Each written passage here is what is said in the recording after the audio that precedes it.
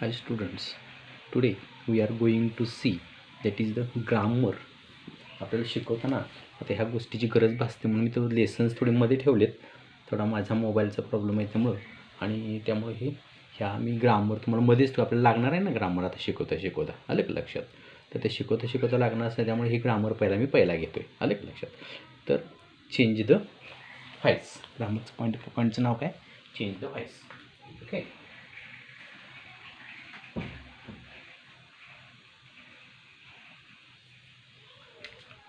आता change the voice आपण 8वीत शिकलो आहे 9वीत शिकलो आहे प्रत्येक वर्षी शिकतो आहे आपण.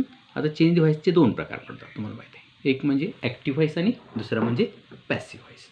ॲक्टिव्ह व्हॉइस आणि पॅसिव्ह व्हॉइस. ॲक्टिव्ह म्हणजे कर्तरी प्रयोग आणि पॅसिव्ह म्हणजे कर्मणी प्रयोग. म्हणजे ज्याची कर्त्याने सुरुवात होते त्याला ॲक्टिव्ह व्हॉइस म्हणायचं. ॲक्टिव्ह व्हॉइस म्हणजे काय कर्त्याने सुरुवात होते आणि पॅसिव्ह व्हॉइस म्हणजे कर्माने सुरुवात होते. ओके. आता ॲक्टिव्ह व्हॉइसचे पॅसिव्ह व्हॉइसमध्ये रूपांतर करण्यासाठी सूत्र आहे त्याचं काय. तर सूत्र काय बघा, कर्म प्लस सक्री म्हणजे सहाय्यकारी क्रियापद. सक्रियचा अर्थ काय सहाय्यकारी क्रियापद प्लस फित्री म्हणजे क्रियापदाचे तिसरे रूप प्लस राहिलेला भाग प्लस बाय प्लस कर्त्याचे. म्हणजे तुम्हाला वाक्य दिल्यानंतर पहिल्यांदा कर्म शोधून काढायला पाहिजे, सहाय्यकारी क्रियापद त्यात आहे का बघून घ्यायला पाहिजे, नंतर क्रियापदाचे तिसरे रूप लिहायला पाहिजे, राहिलेला भाग लिहायला पाहिजे बघायला पाहिजे. हे सर्व शोधून काढायला पाहिजे आणि शोधून काढून बरोबर ह्या सूत्रामध्ये किमती घातल्या की तुमचं उत्तर तुम्हाला क्लिअर मिळतं. आलं का लक्षात.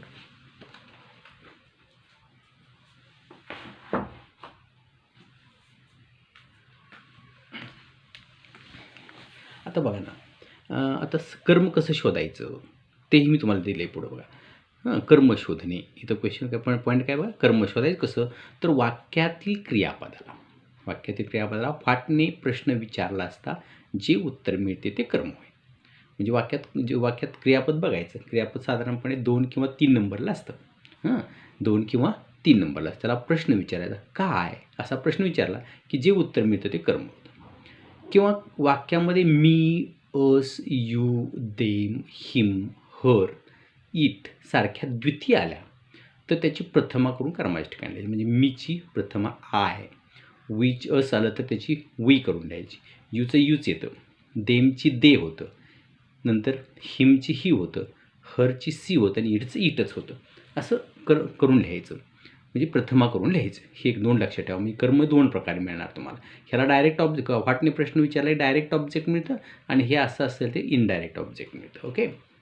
आणि कधी वाक्यात दोन्ही कर्म येतात तेव्हा कुठलंही एक घेतलं तरी चालतं. आता सहाय्यकारी 2 नंबरचं आपल्या सूत्रामध्ये काय सहाय्यकारी क्रियापद. व सहाय्यकारी क्रियापदाचे नियम. आता तुम्हाला शिकवले बघा, टेन्स शिकवले. त्या टेन्समध्ये जायचं. वाक्य सिम्पल प्रेझेंट टेन्स जर असेल तर त्या वाक्यात एम किंवा इज किंवा आर म्हणजे वाक्याचे वचन कोणतं आहे कर्माचं कर्मानंतर येणार ना. हे सहाय्यकारी क्रियापद कर्मानंतर येणार. म्हणजे सहाय्यकारी क्रियापद कोणतं वचन आहे कर्माचं. एक वचन असेल तर एम किंवा आय असेल तर एम घ्यायचं, ही सीट असेल तर इज घ्यायचं आणि अनेक वचन असेल तर आर घ्यायचं. हे आपण त्या टेन्समध्ये घ्यावे. सक्रिय म्हणजे सहाय्यकारी क्रियापद. वाक्य सिम्पल पास्ट टेन्सचे असेल, वाक्य सिम्पल पास्ट टेन्सचे असेल तर मात्र वॉज किंवा वेअर घ्यायचं. एक वचनाला वॉज अनेक वचनाला वेअर. वाक्य कंटिन्युअस टेन्सचे असेल तर त्यात मात्र सहाय्यकारी क्रियापद असतंच. मग त्याच्या पुढे वाक्य कंटिन्युअस टेन्स असेल तर त्या सक्रियनंतर म्हणजे सहाय्यकारी क्रियापद त्या वाक्यात आहे ते असतंच. त्याच्या पुढं बीइंग लिहायचं, BEING. वाक्य परफेक्ट टेन्सचे असले तर सहाय्यकारी क्रियापदानंतर बीन लिहायचं, BEEN. हे सगळे रूल लिहून काढायचे बरं का. लिहून काढून मगच वाक्य सोडवायला सुरुवात करायची. लगेच गडबड करायची. लिहायचं, पाठ करायचे रूल. वाक्यात can, could, shall, should, will, would, may, must, might आल्यास सक्रियनंतर बी लिहावे. ह्याचं काही काय नाही आहे. सक्रियनंतर काय लिहायचं बी लिहायचं. सक्रियनंतर बी लिहावे. ओके. आता याच्यानंतर मग ते जे काही तुम्हाला सांगितलं प्रथमा द्वितीय जे असतात ना त्या प्रथमा द्वितीयांचा अभ्यास करा. हे जरी सहाय्यकारी क्रियापदाचे नियम.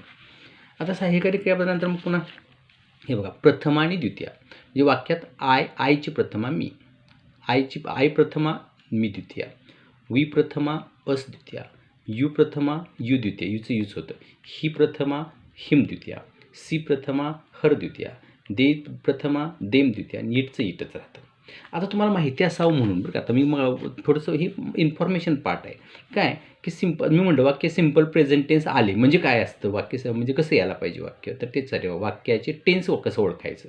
सिम्पल प्रेझेंट टेन्स ओळखायचं असेल तर वाक्यात फिवंत्री असतो, म्हणजे क्रियापदाचं पहिलं रूप तरी असतं किंवा क्रियापदाला येस किंवा येस प्रत्ययाला लागलेलं असतो. म्हणजे क्रियापदाचं साधं रूप असलं आणि फिवन प्रत्यय असला आणि सहाय्यकारी क्रियापद नसलं, सहाय्यकारी क्रियापद त्यात नसतंच, पण हे असेल तरच नियम आपण दिलेले आहेत. फक्त हे तुम्हाला ओळखायचं कसं, वाक्याचे टेन्स कसे ओळखावे त्यासाठी मी ही माहिती म्हणून दिलेलं आहे. ह्या नियमांशी त्याचा काही संबंध नाही, लक्षात घ्या. नंतर सिम्पल पास्ट टेन्स असेल वाक्य तर कसं ओळखायचं, तर ते फिटू असतं. फिटू म्हणजे क्रियापदाचे भूतकाळ रूप असतं, दोन्हीमध्येही सहाय्यकारी क्रियापद नसतात. कंटिन्युअस टेन्स कसं ओळखायचं, तर आय एन जी प्रत्यय लागला असतो क्रियापदाला, आय एन जी प्रत्यय. आणि परफेक्ट टेन्स कसं ओळखायचं, तर हॅव हॅज हॅड आणि V3 वाक्यात हॅव हॅज हॅड असतं आणि V3 असतं. समजलं का. आता हे झाल्यानंतर आपण काय करूया, आता आपण काही एक्झाम्पल्स पाहूया याच्यावर. हे बघा मी काही सोडून दाखवतो. Mister Gaud sells dry fruits.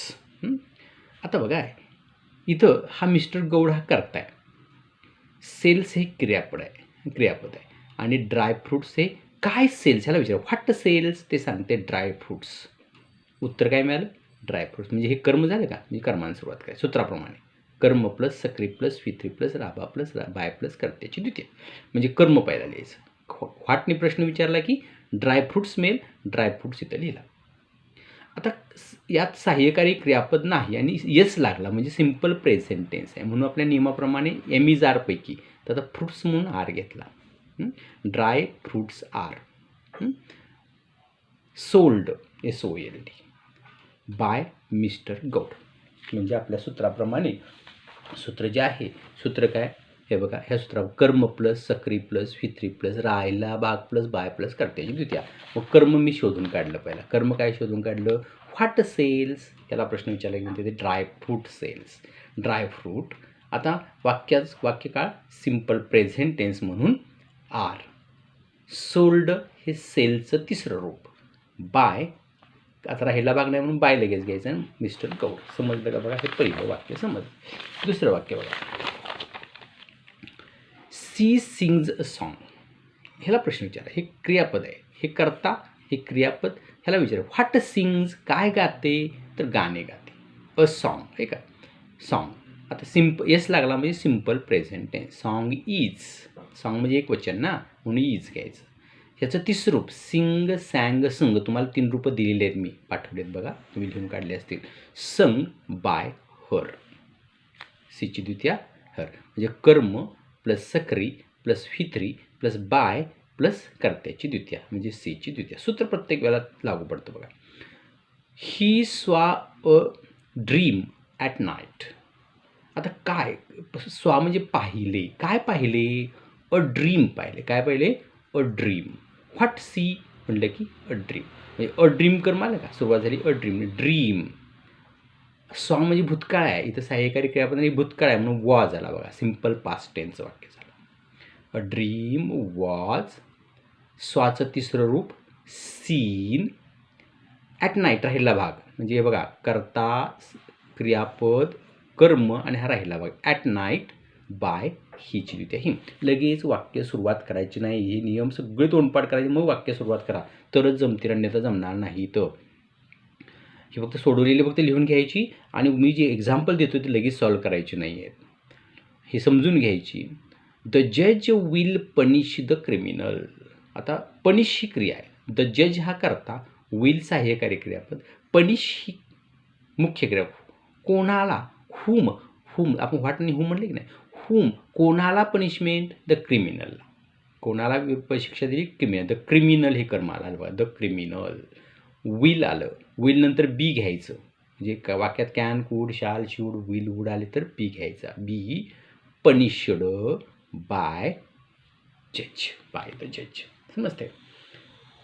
Most of us it rice. What it क्रियापद आहे, मोस्ट ऑफ अस हा करता, मोस्ट ऑफ अस हा काय झाला करता आणि इट हे काय झालं क्रियापद. व्हॉट इट, तर राईस इट. राईस इज, आता इट साधं रूप आहे ना, इज सिम्पल प्रेझेंट आहे. Rice is eaten by the most of us. She washes my clothes daily. She करता वॉशेस क्रियापद, माय क्लोथ्स डेली. आता माय क्लोथ्स काय धुते, वॉशेस म्हणजे धुणे, काय धुते, माय क्लोथ्स हे कर्म झालं. काय नाही प्रश्न विचारला की उत्तर मिळतं ते कर्म, माय क्लोथ्स. आता क्लोथ्स अनेक वचन म्हणून आर, कारण सिम्पल प्रेझेंट आहे, येस लागला आहे ना. आर वॉशड राहिला भाग डेली बाय हर, कर्म सकर्मी फिथरी राहिला भाग बाय करता येते त्या.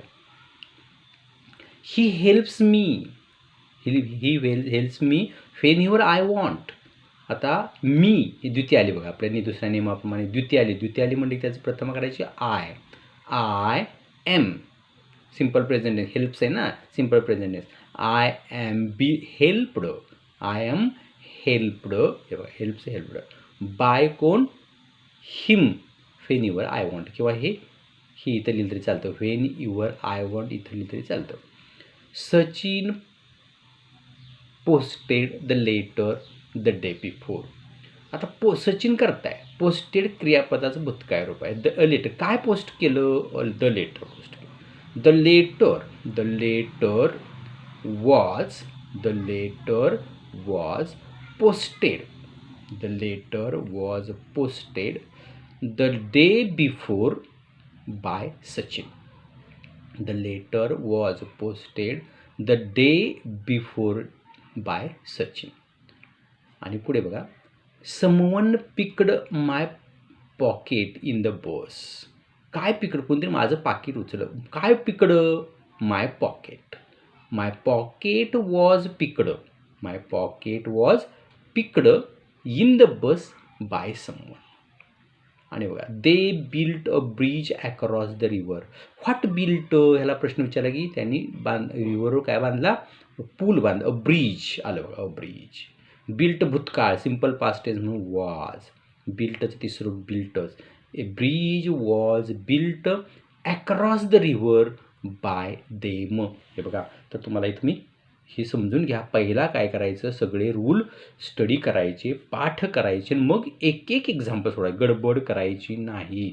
अतिशय तसाच बघितलं तर सोपाही पार्ट आहे, समजून घेतला तर, आणि नाही समजला तर अवघडही पार्ट आहे. लक्षात घ्या, प्रत्येक वर्षी शिकवलं तर ते समजत नाही. आणि ही 15 एक्झाम्पल्स त्याच्या खाली दिलेले आहेत, ती 15 एक्झाम्पल्स तुम्ही काय करायची, सॉल्व करायची आहेत. ओके, आणि मग मी तुम्हाला ह्याच्या पुढचा पार्ट उद्या सांगेन.